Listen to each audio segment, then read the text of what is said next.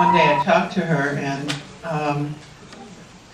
it became apparent that she had a really wonderful story, and she was doing some really amazing things. So I said, well, I think you really need to tell us all about it. So that's what she's going to do. Please give a warm welcome for Sharon Cohen.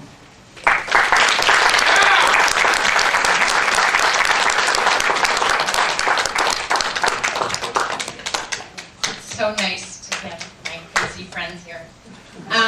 Anyway, can you hear me? Yeah. Good. Not that long ago, I was sitting here, and this was the place. No one understood me. I had this experience, and which had completely changed my life. And it did take me a while to find Chicagoans. And anyway, it's really nice to be here, and I'm really grateful to Diane, and I'm grateful to all the board members and everybody. I'm very thankful that we all have a place where we can come together to raise our consciousness and keep growing. All my life I had I was a perfectionist, and I had this feeling inside of me, this anxiety that I wasn't in the right place and that I wasn't doing what I was supposed to be doing. Even as a kid, I look back at pictures, and I was so perfect, so afraid of making a mistake. And then I always wanted to be a doctor. My first term paper I ever wrote was on the effects of the anesthesia on the mind. I loved everything medical. I loved everything about the human body. And but I was so sick in college. I had one illness after another, and I was just burnt out. So I had to find what to do with my life now that I had a degree in life sciences, and because it wasn't practical, so I started making choices based on safety. And then that's how I organized the next 20 years of my life. And I wound up getting married and having kids, and not because none of my choices were based on love or passion. They were all based on safety, and this would fit the mold, and this would make me a good girl. And so, anyway, I also confused love with, I had so much guilt, and I thought I was such a perfectionist at keeping everybody else really, really happy. And one day, gosh, when my youngest went into first grade, I started getting anxiety about what's going to happen when my kids grow up. So I was always planning the future and never living in the now. And so one day, I just couldn't do my life anymore. And I remember it was a Monday morning, and on the weekend, we were so busy, so scheduled, gazillions of soccer games and basketball games, and if we were in the house for 10 minutes, it was like okay, what are we going to do at 4? It's 3 o'clock, what are we going to do at 4? And tons of friends, very social, and I felt like my life was just spinning. And so the weekends were, phew, made it through the weekend. And the weeks were, oh, phew, made it through the week. And so one day, I just said, boy, if there's a God, I just can't do this life anymore. Now, I was raised Jewish, really primarily by atheists. I mean, God was not really, we only used it twice a year on Rosh Hashanah and Yom Kippur. You went to temples so you would not get punished. And there really, there was no spirituality. And you didn't really use the word God in our household either. So I was very, very disconnected. And so anyway, when I prayed, I said, if there is a God, I just can't do this life anymore. I had no energy left to live. And about 6 weeks later, on Yom Kippur, I had my life-changing experience. We're all having a near-death experience right now. Was everybody here last month with Danny Brinkley? There is, because there is no death, so we are all near death. But anyway, my favorite subjects in the world were physiology and pharmacology, and I used to run all these study sessions in college for dental students, and because I just really got it. As a hygienist, I would be looking at people's medical histories and saying, gosh, 15 years ago when people got older, they were on like 3 meds. Now they're on 15. And I think they're taking medication to get rid of side effects from medication. And all of a sudden, acid reflux is a disease when it used to just be called, oh, I have a little heartburn. Now all of a sudden it's a lifelong threat disease that you could be medicated for life.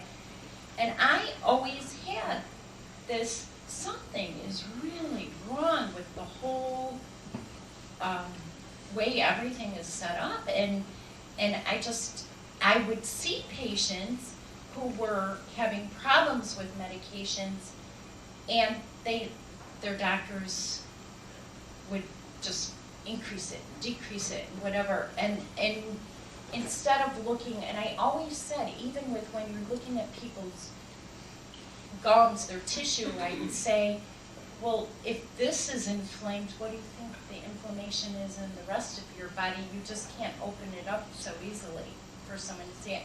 So I always kind of looked at this whole thing.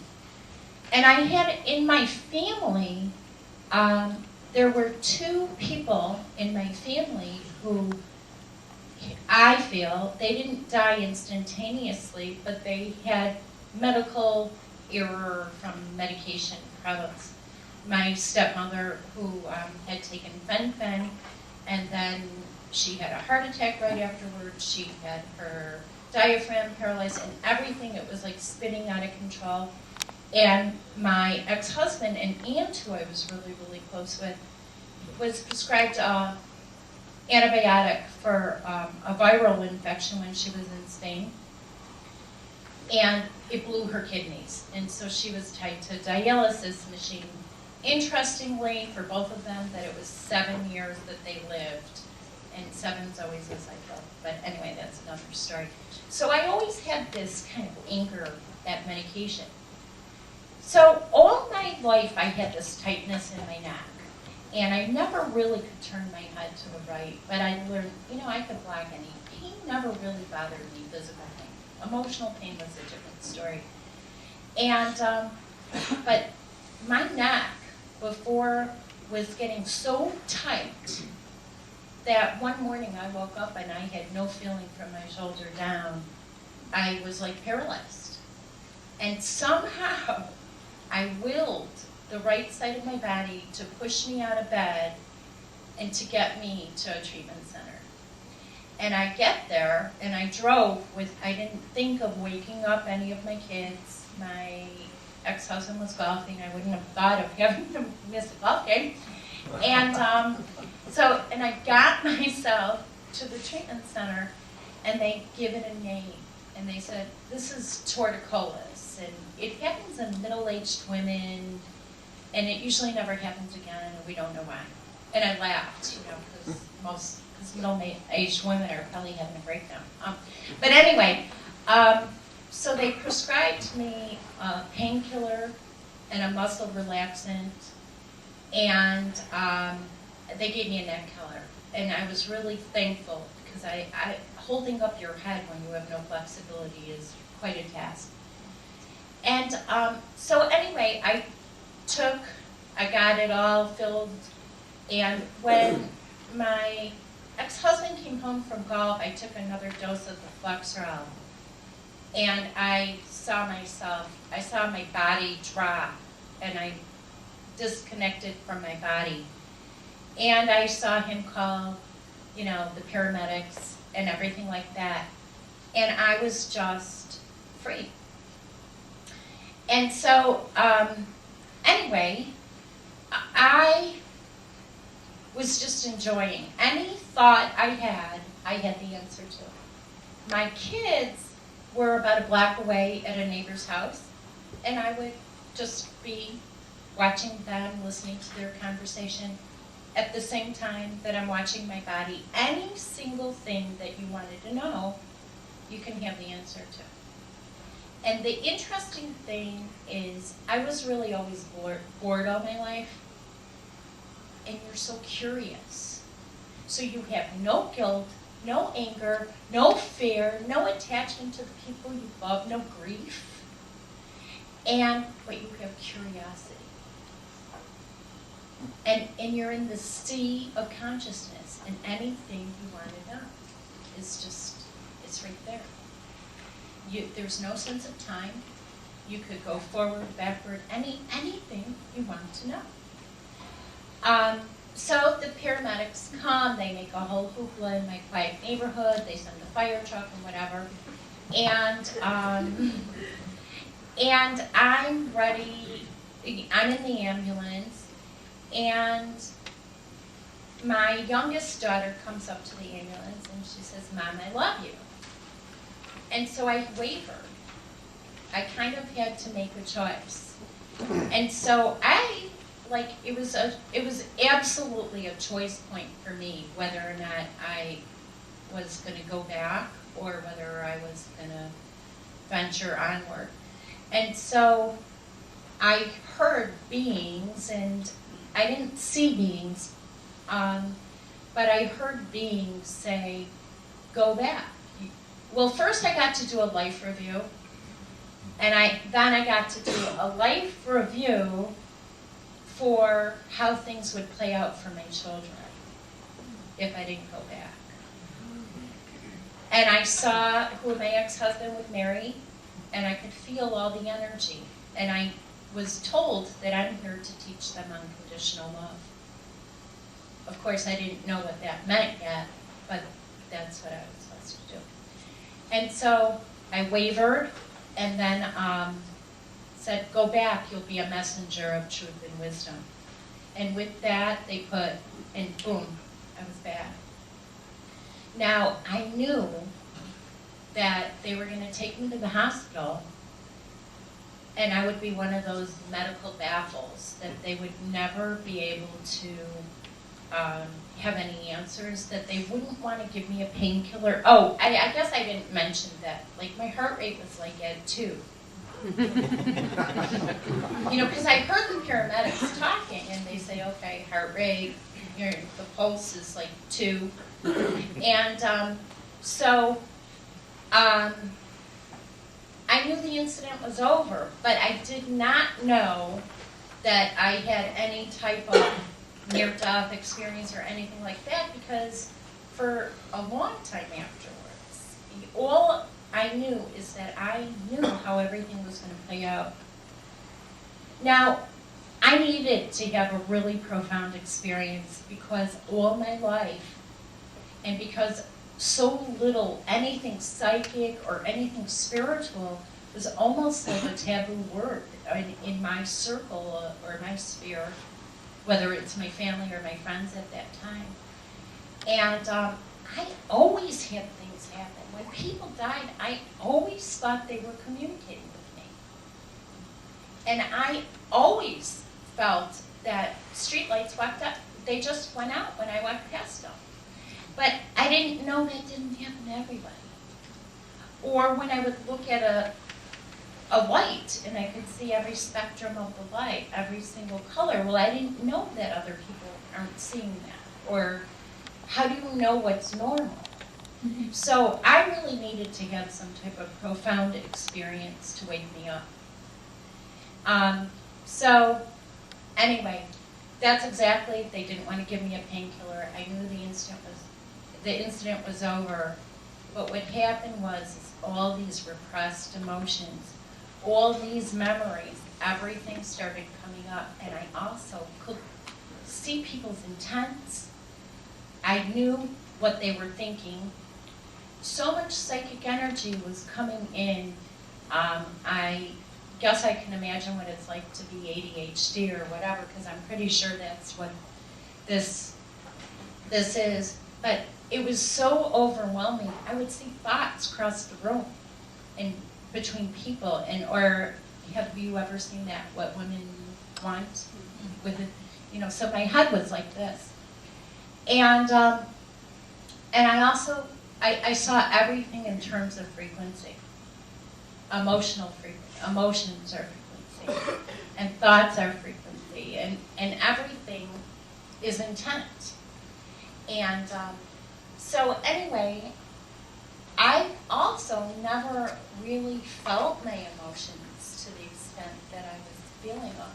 So if I was sad, I was devastated, but I was so joyful, and I was so joyful and magnetic when I came back.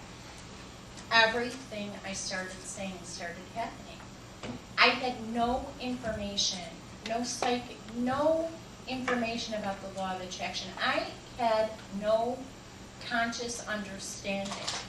And I kept saying, am I psychic or am I making this happen? And I didn't have, everything was happening to me, but I didn't have any of the resources and didn't have any of the conscious learning for what was going on.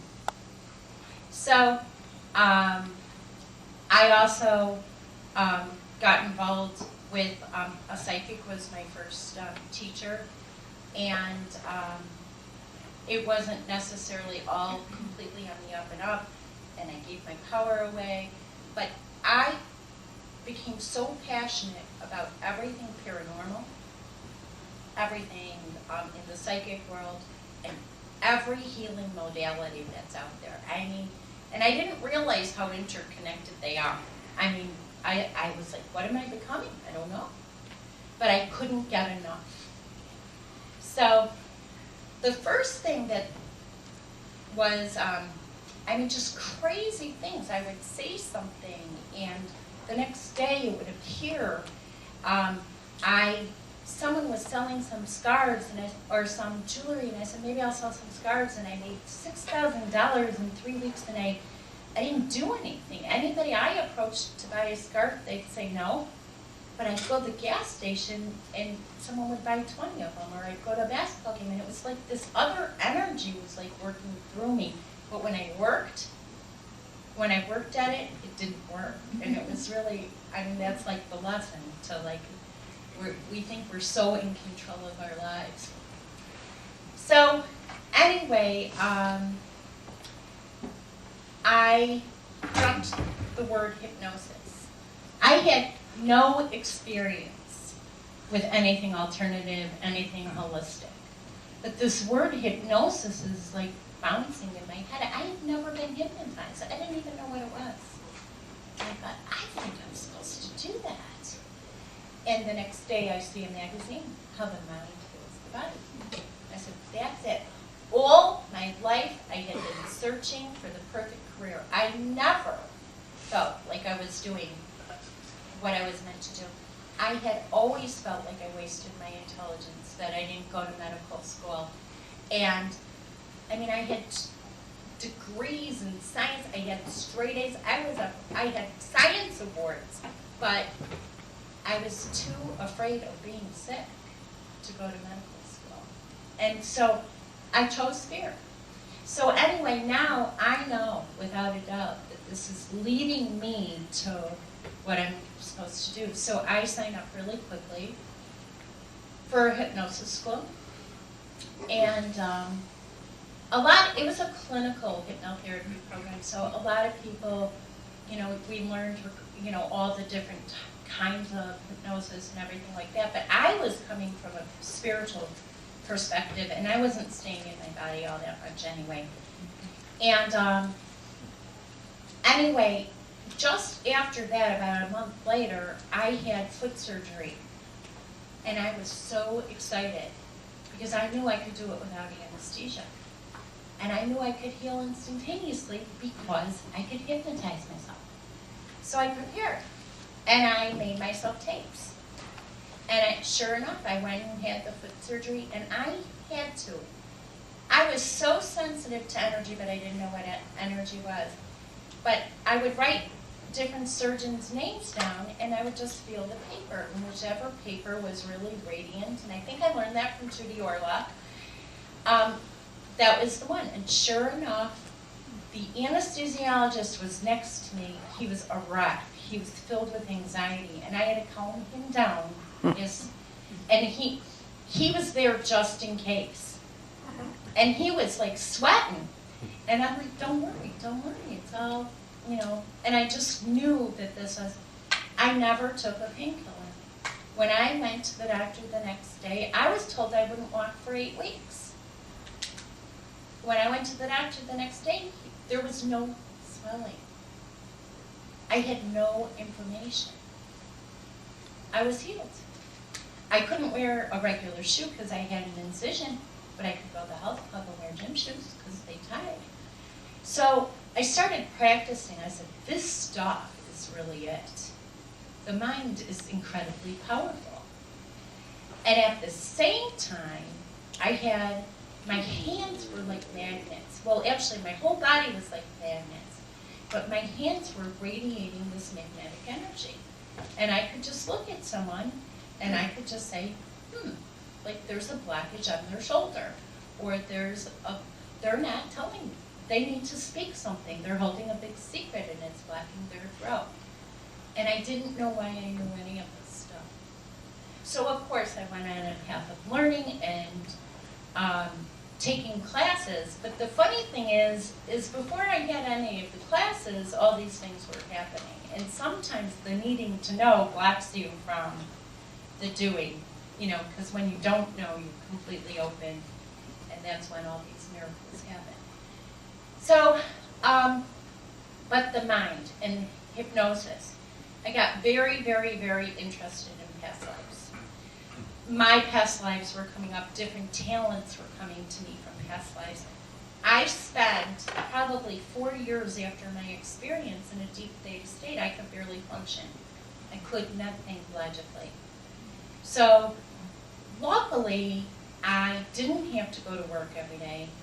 I was going through a divorce, and so I only worked 1 day a week, and everything was supposed to stay the same. And so I was really, really fortunate, because all night long I would travel the universe. I would go to different star systems. I would explore different lifetimes. I would be in different dimensions. I had UFO experiences. So these were things that were in my psyche. I wasn't a science fiction person. I didn't know about these things. And these things were happening to me, and I'd say, luckily I made a few friends who were in this world of a different consciousness, because most of my world fell apart. Everybody wanted to medicate me. It's really a funny thing. When you're real passionate, people want to medicate you. But be passionate anyway. And so, all these experiences, and I took so many different types of healing classes, and I would be able to speak languages that I didn't even know, like Aramaic. And when I just spent so much time in this deep theta state, and traveling all night long, having a ball, but I couldn't get anything done on Earth, not anything. I couldn't file a piece of paper. My logical mind was completely shot. And I don't even know how I got through those times. But I became so sensitive, and I couldn't leave home a lot because I was sensitive to every kind of energy. Someone else's emotions, someone else's thoughts, the electromagnetic field. I couldn't turn on the TV because of the electromagnetic field that was coming off the TV. You know, and my hands were picking up all this energy too, and it was leaving me feeling like I had a fever because I wasn't releasing it. And people would say, oh, protect yourself. It was way beyond doing that shield of protection.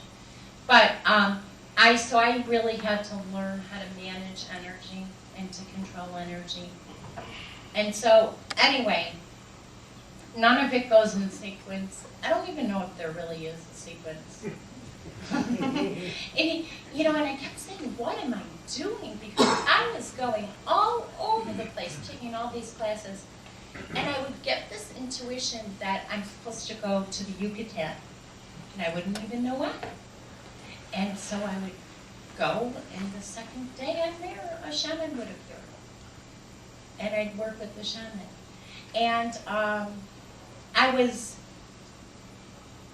totally living intuitively, which is what we're really all supposed to be doing, but our mind does get in the way. Maybe not totally, it's nice to have logic back, but mostly to be honoring our intuition. And anyway, all these things, and what I realized is how powerful the mind is. And then I got into dowsing, and I do really want to talk about dowsing because it combined everything that I learned. And dowsing, most people think of finding water and stuff like that, but really dowsing means tuning into subtle energies. And every single thing has an energetic signature. This has an energetic signature. Each one of us has a different frequency. Everything that has essence, everything. And so with dowsing, I learned that you can do every form of hypnosis, regression, past life regression, parts therapy, spirit releasement therapy, all these things, and that you can actually dowse it. And when I was doing hypnosis, some people didn't let go enough to get enough experience, and it took time. And I was so impatient and obsessive after my experience. I mean, like, everything was right now. It was so intense and it was urgent. So I think obsessiveness kind of comes with being so sensory that you just know it. And so anyway, as I was doing hypnosis, and I had a practice but never really got all that busy, I saw that, wait a second, there has to be a faster way to do this and to release these memories. Because what I learned is every single one of us is a healer. Every single one of us is a mystic. Every single one of us, that is who we are. We are this divine being. We are all spiritual beings having this physical experience, and we are all meant to be powerful and healthy and be able to heal, and ourselves and others. But I wanted to do things faster and get more answers. And what causes disease is really that lack of ease. So our faulty thoughts or our misperceptions, our beliefs that we have. And since our minds, we're a receiver, we're holding every experience that we ever had, and not just our experiences either. We're constantly receiving information. We have all these past traumas, and it's really the emotion. And when the emotion is released, we heal. And I don't know if I said this in any order, but we're living in this quantum field, this sea of consciousness, and this mind exists everywhere. And we're constantly sending information and receiving information. And some of us are better at sending, and some of us are better at receiving, but we really want to get good at both, and we are, whether we like it or not, we are. And and our thoughts are creating a response. But what's read in the Akashic field, the matrix, there's so many different terms for the same thing. See, I didn't understand that, so I've taken classes I already knew. And because I didn't know the language. And so emotion is what's really red on the field.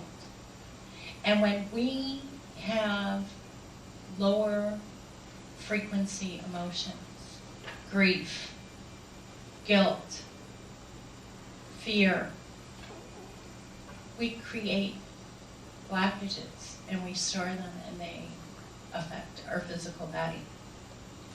So anyway, I started, and there's so many, and the thing with anything holistic is no matter what you go about it, it all supports each other. Because it's so and that's something about the truth. So anyway, I started really studying the mind. I had so many experiences. I feel like I've had every single mental disease, or what they call a mental illness, because I felt like I was ADD. I was working, my first teacher was really fear-based, and it was creating such paranoia in me, so I had all that paranoia. My brother, interestingly, was diagnosed with schizophrenia when I was in junior high, and all of a sudden I could see how he's seeing things, and maybe he's tapping into realities that all of us don't see. Maybe past lives are playing on his mind when he's angry about something. He's feeling like it's happening now, and maybe the rest of the world just doesn't get it. Maybe. And so I started seeing things from all these other different points of views, and I know that's true. And I do know, but we do have to learn how to think differently. And all of our disease, all of our problems have an emotional root, but there's other energies too. Sometimes we're clearing other people's karma, our ancestors, and we are all here to free ourselves from the past, free ourselves from our parents, free ourselves from all those ways of thinking, and learning unconditional love. I myself had confused love with feeling sorry for people. And I thought that was compassion, but that's actually ego. Like, ooh, that makes me feel better, you know, and it's not. And there's just so many things that we need to learn as we're raising our consciousness, and we all are. And that's why we're all having these experiences. So anyway, all of us have this ability to heal. And all of us, we just need to tune into it and learn some things. All of us are mystics. So people will say, oh, you have special gifts, and well, I know that I do, but I do know that everybody else does too.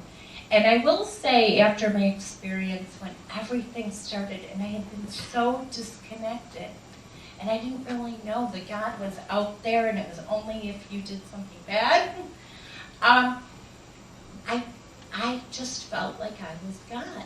But what I needed to learn was that everybody else is too. And so, and now our mind, so I started learning everything that there is about how the mind starts attaching things. Like someone can have a pain, and it's just an energetic blockage, and you can actually research what is the cause of the pain. Is it emotional? Is there a weak connection between the spinal column and an organ, or the mind isn't connected well? Sometimes we have these misperceptions. Sometimes it's a past life memory.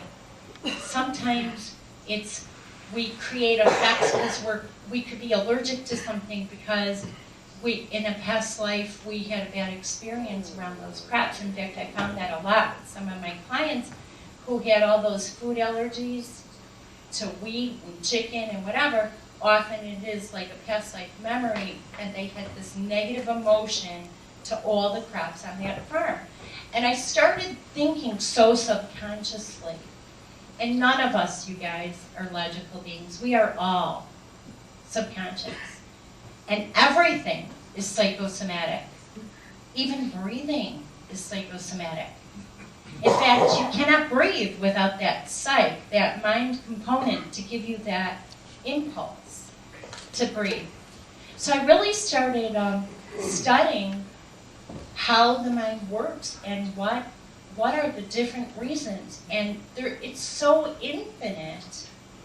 And then with Dowsing, I was able to get really specific. And I was able to say, okay, is this emotional? Is this physical? What are the physical components? And then you can start sending energy and correcting the energy. So I had no idea what I was doing and why I was learning all these different techniques. But what I realized is that they all kind of come together. And that the more you learn, the more you just utilize. And that there is no one right way, they're all really good ways, but they just all support each other. And so I also started just practicing all these energy transfer techniques. And I was in an angelic class, and an angelic healing class, and I was in the only group of 3, so I had to sit out while people were working on each other. And my brother, so as I was sitting out, I was just practicing and pretending my brother was there.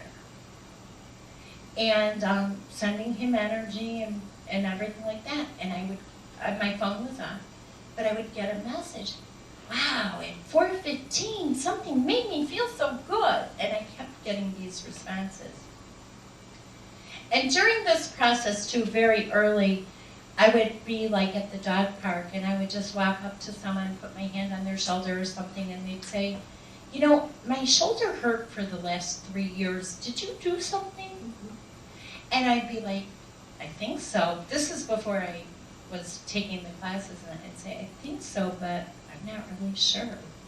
But I kept getting messages from the universe that something was happening. Okay, so dowsing. So dowsing is tuning into subtle energy. And most people think of those little old men with looking for water, and I love them. They're like these brilliant, but everything has this energetic signature. So when you kind of get into dowsing, you can tune into the soul or the high self of anything.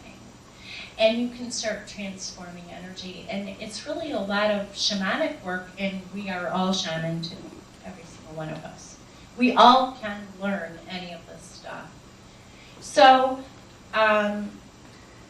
I just started, I did it, and I hid it because it was just too weird. So I had this hypnosis practice, but I was researching people's issues before they came in so that I could make sure that they would heal and that I would get their stuff cleared. So I didn't want them to see me with a pendulum because that was just too weird.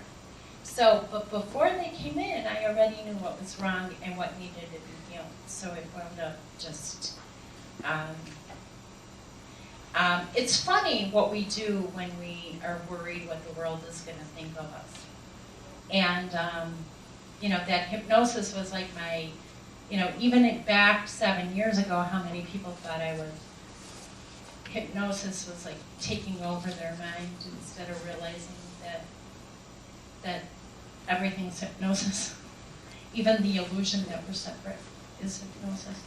So anyway, so I started really studying dowsing and learning how to clear soul patterns and vows that we've made in past lives. And a lot of poverty issues have to do with vows and contracts we've made. And sometimes we leave pieces of our soul. When someone dies, we might have had a vow and will never love somebody else from another lifetime. And it's in the back, it's in our psyche now, and it's creating problems now. And there's so many different things. We're taking energy on and we're transferring energy in the womb, from our parents, and sometimes we're taking on their emotional frequency. And when we get into energy work, we're going beyond DNA. All of this work is really to change the future. I really do see a healer in every family, and I do see the end of disease. I just see this coming. And because when we start getting to the truth of issues, and the healing seems to be going faster and faster and faster. And when I say truth, it doesn't really matter if it's true or not, it just means if it's true for you. So, and that's the thing, you can dose anything. And I was feeling so much in my body that if someone was saying something and it wasn't true, I would get a feeling like I was going to throw up. Like my solar plexus would twist. And so anyway, that was very, very, very useful. But after a while, I didn't really want to feel it in my body anymore. So I trained my fingers to feel. And then that way also you can feel if someone's letting go. Because ego, we all have this ego. Sometimes we don't want to let go of things even when they're harmful to us. So we have programs like that. Like we don't feeling better about feeling better. Sometimes we feel guilty about feeling better. Or we feel guilty about being angry. And every human being has the same emotions. I probably was the most emotionally immature person, because a perfectionist looks good on the outside, but they're so afraid of everything on the inside. And so I didn't even express anger. I didn't even know I had anger. I felt too guilty to even get to anger. So I douse all these things. And I have charts. Because it's only the things that our suppressed emotions and our repressed memories that harm us. We are perfect. We are meant to be perfect. We are meant to we are not this mechanistic type body. And because there's all these different forms of energy, memories of betrayal, memories of being disconnected from God, not just in this lifetime, that we're carrying in our psyche. And as we blast more and more into this interdimensional communication, we start getting more and more in touch. We need to have our emotions, because our emotions are how our soul gets in touch with us. But when we store the emotions and we don't process them, they create a problem. And it's only the things that are hidden. When we get in touch with it, then it just starts healing. The truth heals. The truth is always strong. And when you douse, and I'm sure most of you, like muscle testing is a form of dowsing. And it's very, very effective. What I found was the pitfall was that you couldn't get as much information, you couldn't go as fast. Just like hypnosis is great, but it just wasn't as fast enough. So impatient. Like, I gotta get this done quicker. But they all work incredibly well together. So anyway, pain is really always has an emotional root, and it always is blocked energy. And and pain comes in many forms. It comes from feeling limited, from past trauma. And our memory and the way our mind works is, and we know this with like phantom pain, is memory of pain can create pain. Memory of trauma can create trauma. Thinking about pain can create pain. But all those things, it all can be cleared. And that the good news is everything can be changed. And during my process of change, which it still is, I'm still in the process, I had lots of pains come up, lots of memories come up, and lots of pains deep in my bone, just all over my body, my skull being crushed, just crazy pains. And I had to learn how to heal them. I knew that I could not go to a doctor, that it would just be chaotic, that it was all trapped energies. And so I had to learn how to take control of all these forms of energy and utilize the techniques that I had learned or create some new ones so that I can function. I had to learn how to clear energy in buildings so that I could walk into buildings. I had to learn how to clear electromagnetic fields and toxic streams of water so that I wouldn't feel sick. And so it seemed like all this drama and trauma, but when I look back, it was like so wonderful because it was like, I had to learn it. I had no choice. And I had to learn even how to clear spirits and do spirit possession therapy and things like that, that these were not things that I wanted to even know about. And when I learned about that, I said, I'm not doing that. But then guess what? You have to. And the more conscious you become, the more you have to, you can't go back. The other thing I noticed with myself was, whenever I had a negative thought, instantaneously I would get a pain in my body. Instantaneously. If I worried about money, I would get a tightening of my butt muscle, because to me, money was a pain in the butt. When I felt guilty about something, my neck would get so stiff. And also, okay, so let's talk about words. Some of the things that we say, like I used to use the terminology pissed off a lot. This really pisses me off. And I created a bladder weakness. And so how we're talking to ourselves is vital.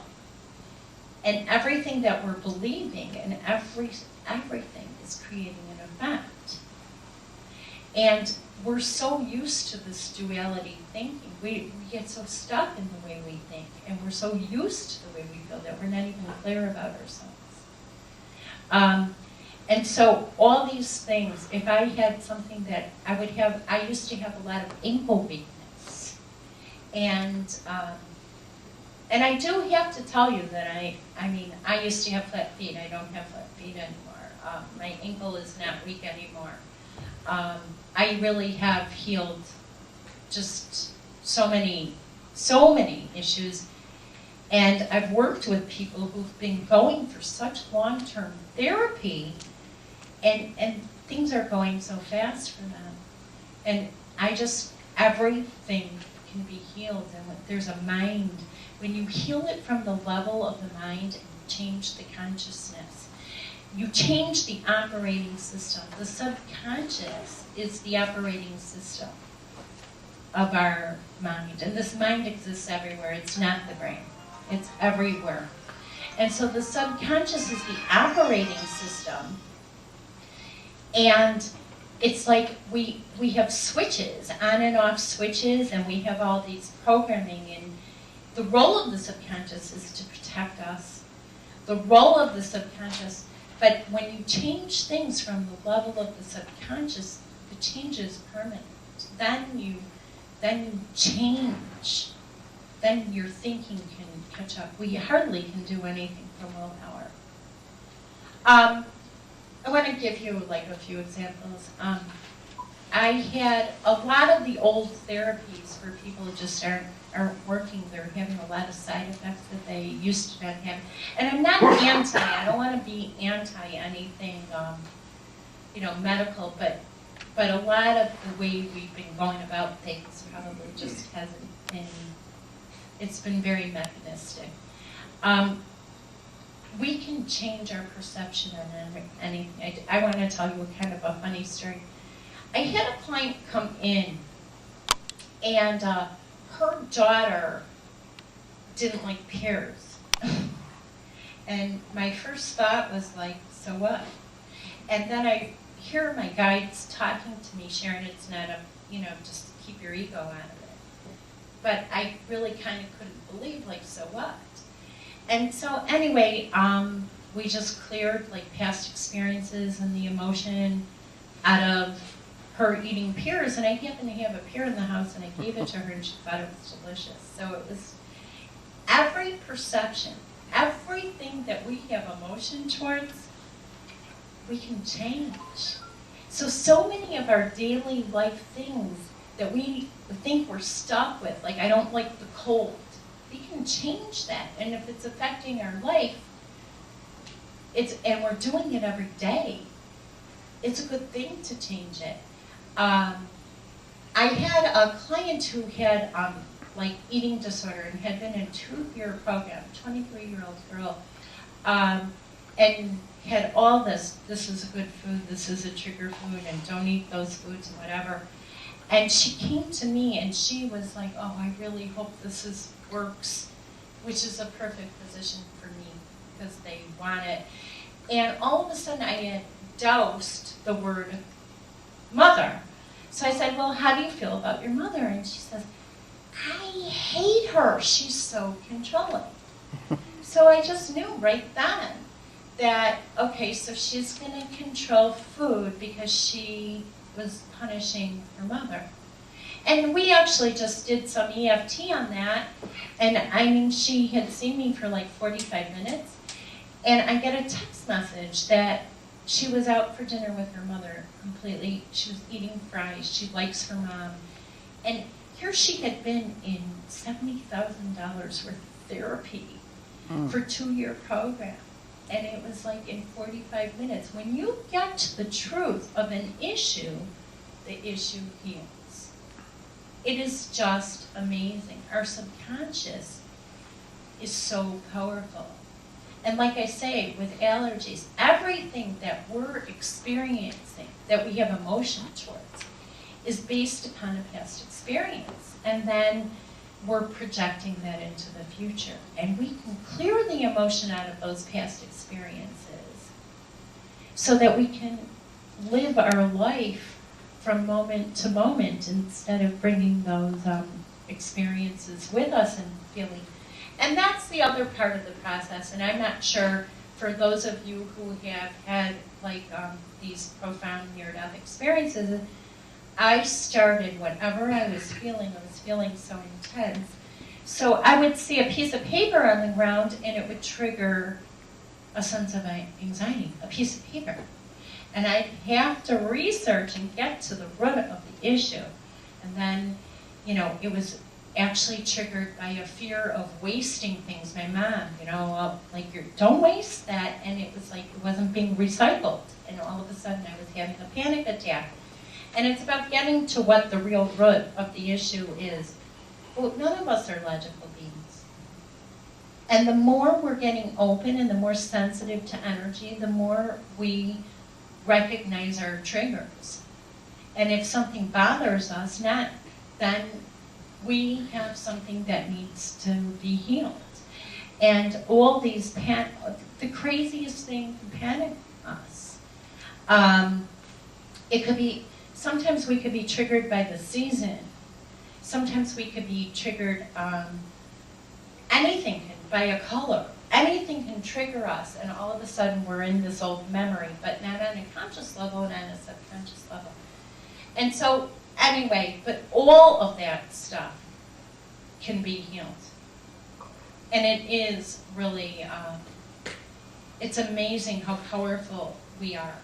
How powerful we are, our minds are, and how we can create like great stuff when we clear out the stuff that is getting in our way. And they've done a lot about manifestation and stuff, and the law of attraction and all of that stuff, but what people don't recognize is you have to do the cleaning out first. And the manifestation's always happening, but you have to do the. If you have a sewer and you add healthy stuff on top of a sewer, you still have the sewer. So you got to clean out the negative thoughts and clean out the emotional garbage, and then everybody can really, manifest their heart's desires. And so it's really about the getting in touch with our true self and not ignoring our emotions, but really using them as a tool to get to know our inner self better. I wanted to, is everybody aware, I'm not really sure, but is everybody aware that our thoughts are creating an event? The what? That our thoughts, that every thought that we have, and that it creates a blockage in our energy field when we have a negative thought? Does everybody hear? Is everybody aware of that? And that all pain is really has to have emotion. And if there's no death, what are we afraid of, really? Suffering? Right? The bullet hitting the bone. After that, I'm fine. And it's temporary, that bullet hitting the bone. And lots of times anyway, when something's really painful, you could just leave your body anyway. That's what shock is. It's when you come back that you have to clean out those instances of shock. Anyway, I wanted to show you some things with, does anybody have a pain here or something that they haven't been able to get rid of? Like one pain, but not like your whole body in pain? Okay, you want to come up here? How do you clear anything? Pardon? How do you clear anything? You know what? Entities are just like any other thing, but you know what? When you know, it's only, everything can be cleared. When you know how to do something, it's really just the hidden stuff. Every single thing. You just have to know it's there before you can. Same thing. What harms us is the things we don't want to face, and the things that we've repressed. Once we bring things to the surface, everything. Hi. Hi. Can I do something? What? Who are they? Okay. No, you guys introduce yourself. My name's Lisa, and I spent some time shoveling this morning. I have an introduction. Okay. I am Andy. I have pain in my right leg, and I have this pain for over 10 years. And I tried everything, included trip to Brazil to meet John of God. He couldn't help. Okay, I want It will be really blessing to me to get here today. Okay, so we're going to just start with you, and it's your right shoulder. Okay, so are you sensitive to energy? Yes. Okay, so Can you use the microphone? can I use the microphone? Okay. All right, I'm just kind of tuning into her energy. And this is the thing with dancing that I felt was great, and I wish I could have brought my charts, but I didn't. And so, is that you can always work at a distance, which, and all energy work you could do at a distance, but sometimes, well, okay. Now, shoveling this morning.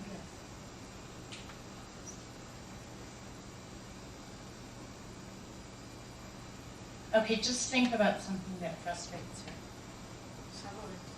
Okay. Having to work too hard. Okay, working hard. Okay, so now do you feel energy releasing right now? Okay, now picture yourself shoveling in your mind.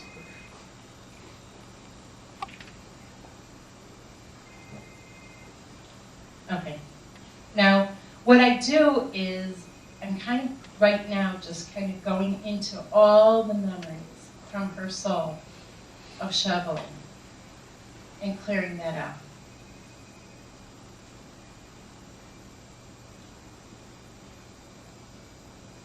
Okay, now, do you still have the pain here? Somewhat, more the ligaments. Okay, now the ligaments. And what I want you to do is in your mind, I want you to, oh, I can feel it. I want you to picture your arm going in a circle all the way back and all the way forward. This is how the mind attaches things. Let's say someone has a pain. Now, every movement they've associated with the pain, can be a trigger to bring them back to the original pain. So you really want to clear out, and have her visualize those movements. Now, I'm dowsing, and you guys could be muscle testing or something, whether or not she's weak or strong to that movement. So, and since I can feel it in my fingers, I don't use something else, but I do use that for getting to specific memories with charts.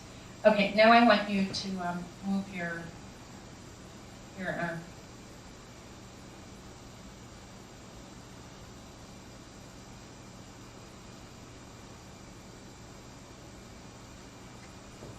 Moving a little bit better. Okay, so just a little bit.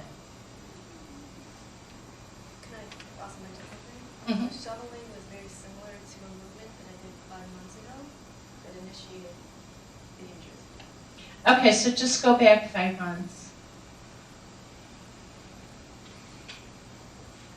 And let's just clear that trauma from your body and your mind.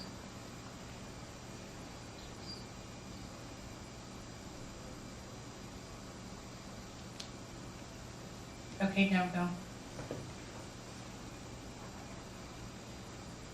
Just right there. Okay. Okay, put your arm down.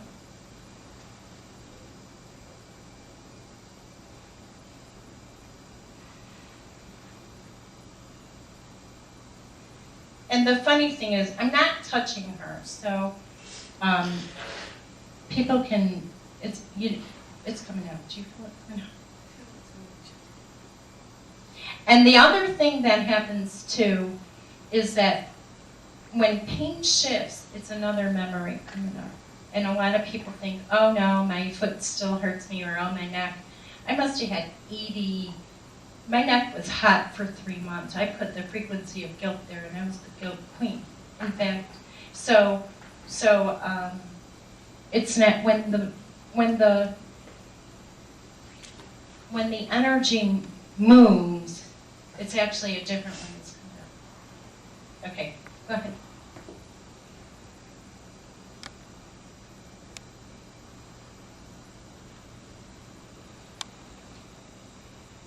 Moving slightly better, but still deeper. Oh, no. See, that's a thought. I know it's going to take a while. So what I want you to do is just say, I'm going to allow it to happen right now. Okay, because otherwise we create that.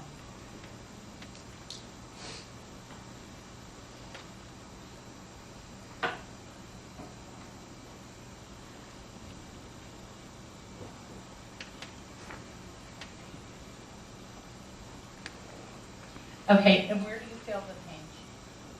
No, you don't have to get the pain. It's just, yeah, Feel it closer to the clavicle. the clavicle. And would you say it's inside? Yes, inside. Okay. And I feel you on it. Okay. Is there a shape to the pain?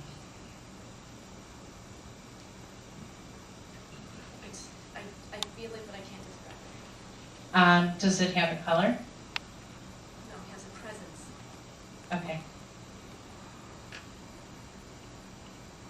Can I speak about this? Yesterday I was dialoguing when I had my arm worked on before I was shoveling with the shop vac, I actually had a practitioner work on me, and yesterday I found out that there was transference from the practitioner who once worked on me from a disembodied spirit who he passed on to me yesterday.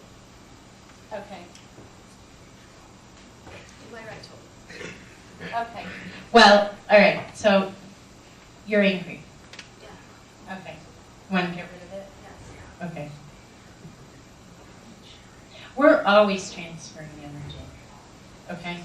Okay, now you're sad, right? Okay. Want to release that too?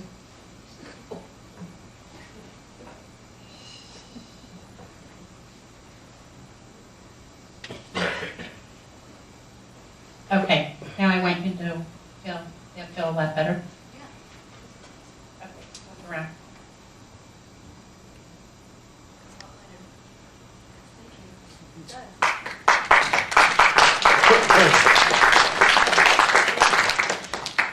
Okay. All right, Andy. Okay, so now, Andy, what's your story? Actually, I don't know. I believe that it was a long time ago I got hurt in this part of my life, but I went to doctor. I had X-ray and MRI done, and they told me there is nothing. And whenever I walk, I feel it. When you walk? Yes. Okay. So, but do you feel it when you stand? Can you hear me if I talk? Yeah, okay. Can you feel it when you Yes, stand? I can feel it right now. Right now? Yeah. Okay, both sides? No, in one side. And where's? You don't move. Okay, now do you feel the pain, please?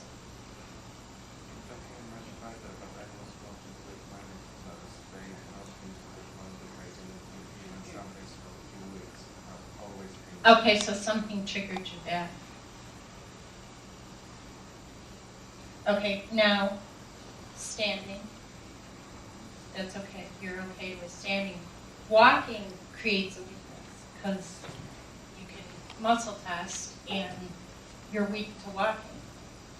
So there's soul memories that you've had with walking.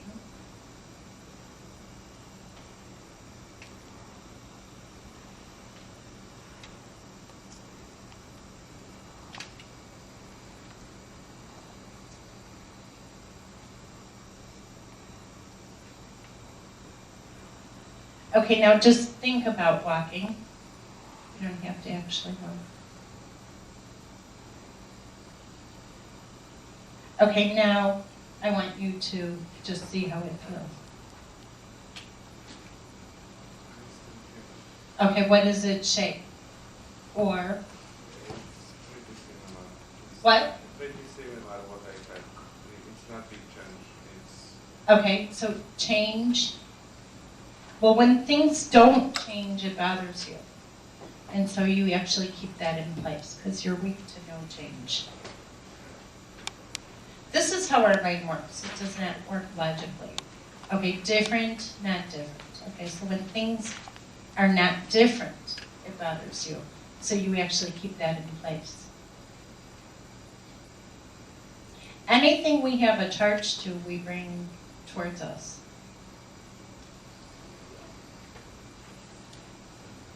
Okay?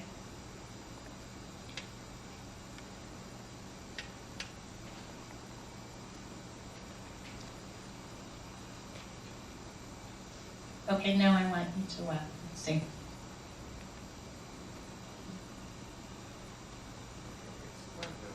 But same size? No, it's much better. How much percent better? I would say 50%. Okay, so letting go of the whole thing. Okay, so you have a little weakness to letting go of the whole thing. So we want to instruct your mind to let go of the whole thing.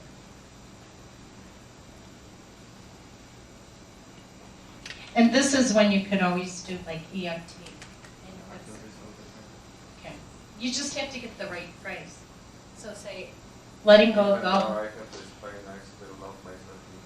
Yeah, and you could also do letting go of the whole thing, loving myself, letting go of the whole thing.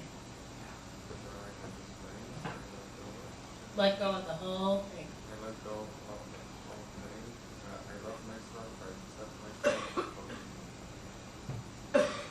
Okay, now I want you to move and see if it's going shift. If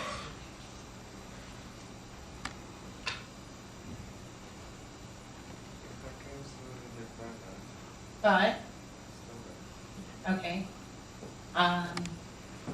Okay, so, just tap on yourself anyway.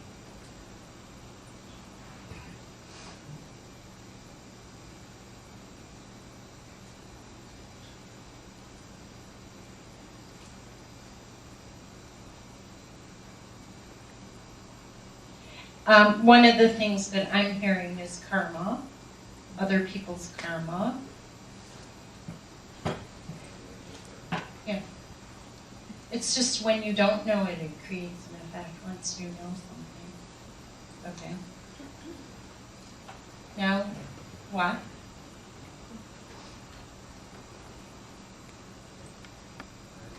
It is better, but it's still better. Okay. Same shape or different? Same sensation or different? Same sensation.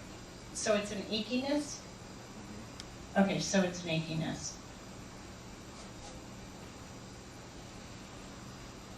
Even when I compare two bones, they look different. There is some kind of. Okay, so does that scare you or make you feel bad? It means it tells me that there is something wrong with it. Well, you know, I will tell you, our bones hold our space, but it's the soft tissue that holds our bones in place. And when we clear all this gook out of our soft tissue, then the bones go back into where they're supposed to be, where they are. My hips used to be 3/4 of an inch apart because I had so much tightness. So it's not our bones. It's always it's the soft tissue that holds our bones. So you could look at them and be different, but it's the physical follows all the mental, and spiritual, and mental and emotional, and then things manifest physically. It's a denser vibration. Yeah, you could tap. It gets you down.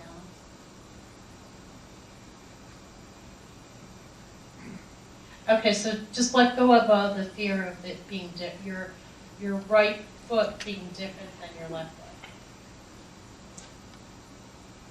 Whatever we fear and are angry about, we bring to us.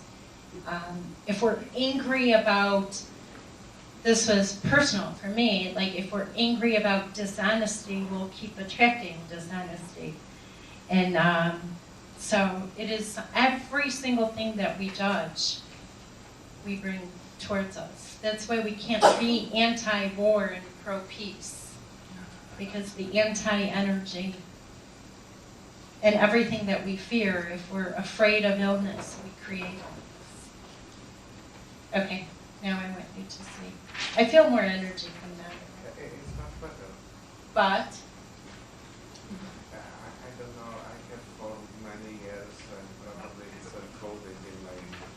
okay, so but that's a belief. It doesn't matter how many years. So go, even though I've had this for so many years, and it's so encoded in my DNA, It's so deeply encoded in my brain. so deep, and this So stuff deep. works for other people, I can even imagine it. and it works for other people, It works for other people, but not for me. Not for me. or for me. And it makes me sad that my foot aches. But I love myself anyway. I love myself, I accept myself deeply and I forgive myself totally. So, okay, one breath.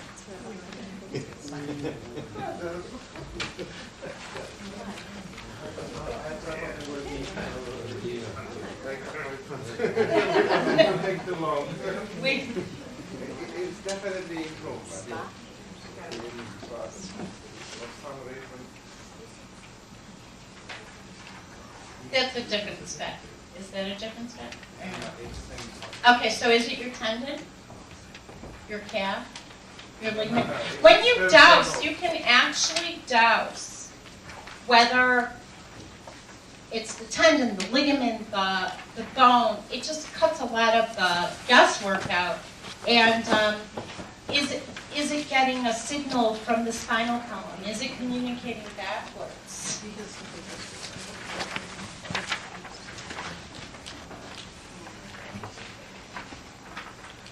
Okay, so touching it is another weakness. Okay, so pressure.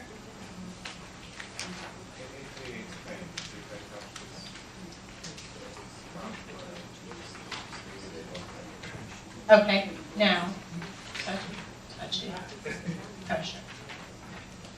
Okay, now, touch it again. Feel, and what's the sensation?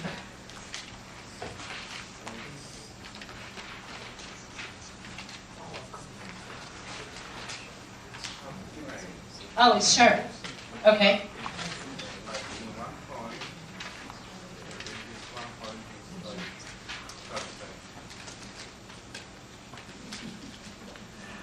Does it have a shape? Pretend it has a shape. What would it look like if you can pretend? Now this is stuff from hypnosis where you can actually take your pain out.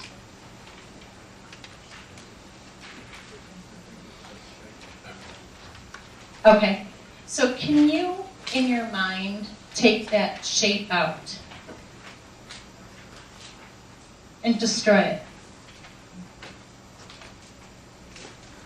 Okay, and is there a color that would feel good to replace it? Light blue. Okay, so bring light blue up and down your spinal column.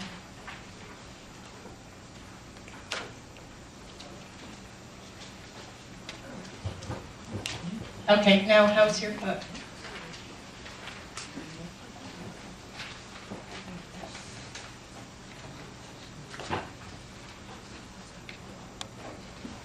Okay, walk around.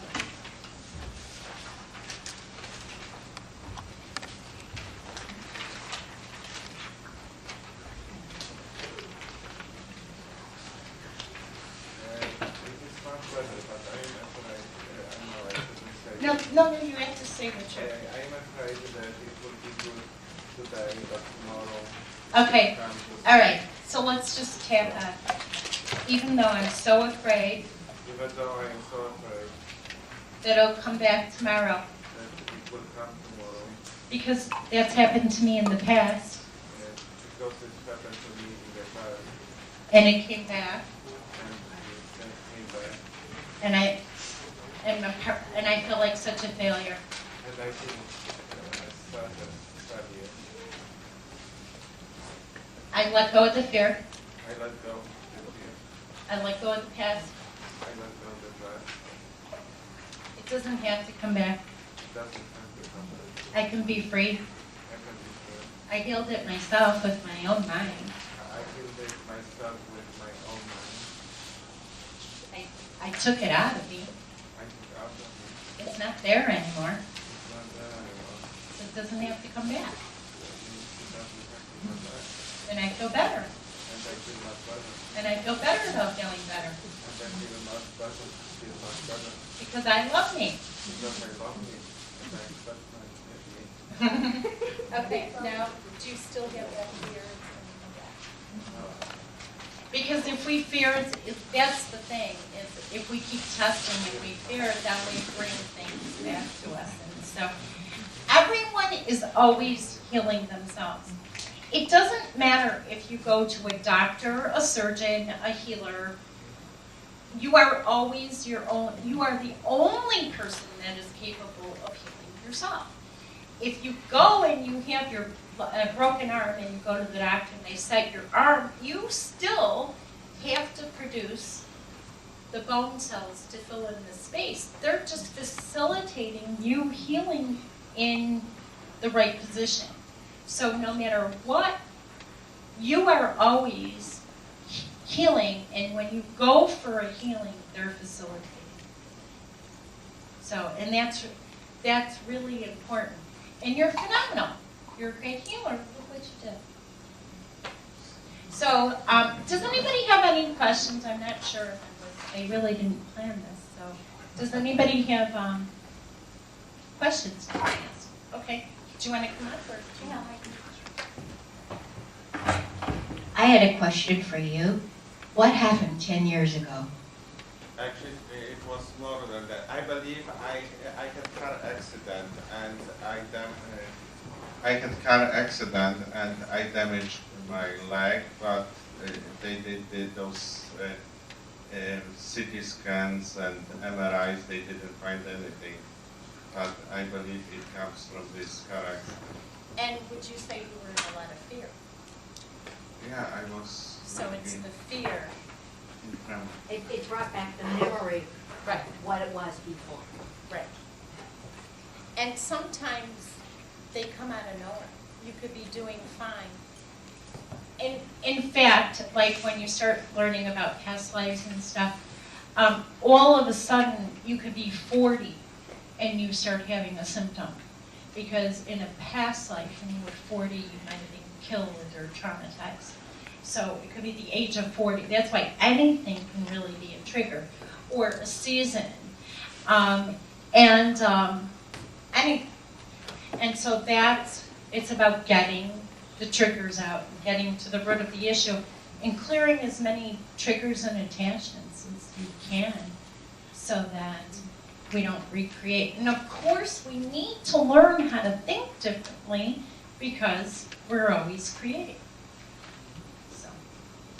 How do you learn how to think differently? How do you clear that stuff out? It's a process but that's what a lot of this life coaching and learning about the law of attraction, it's really, and like the Esther and Abraham Hicks and all that, and just all the different things out there.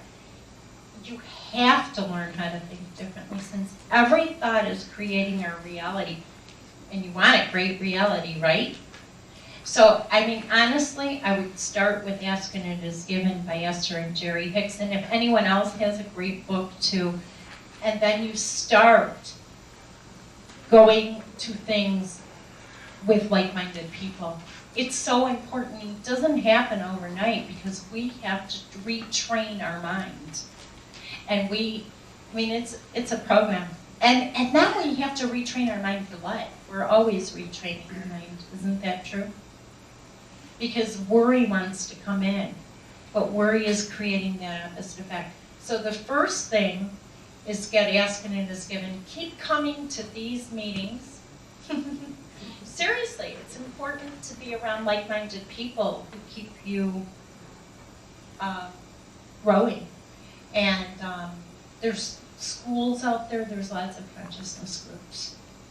And stay afterwards and they'll give you some more information. I saw that you done the reconnection, is that correct? Do you use that much in your practice? Or could you speak to that briefly? That was something I wanted to say. When I read Eric Pearl's book, The Reconnection, I said, oh my God, I think I'm doing that. And if that's true, give me a sign. And I got blisters all over my hands. And then I was doing hygiene at the time. And so at 5 to 9, right before my first patient showed up, the blisters disappeared. So, I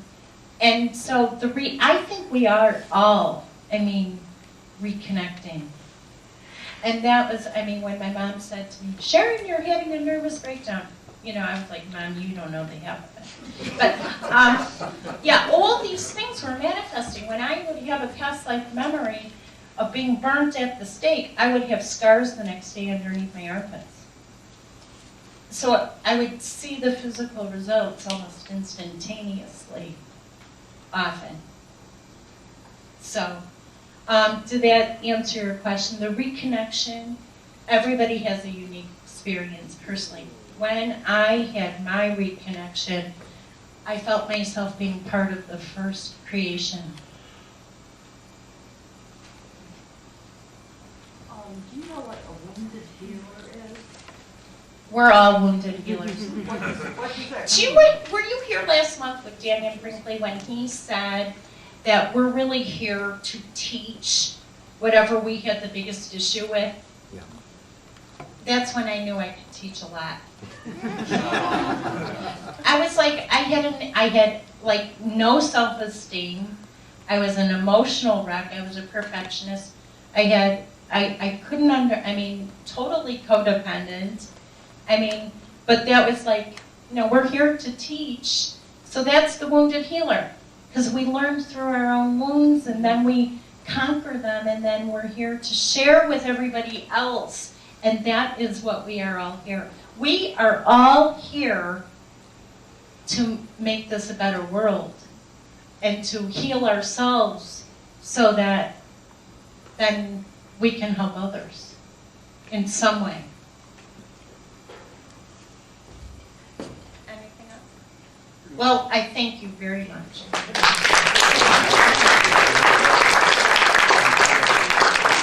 Thank you so much, Sharon.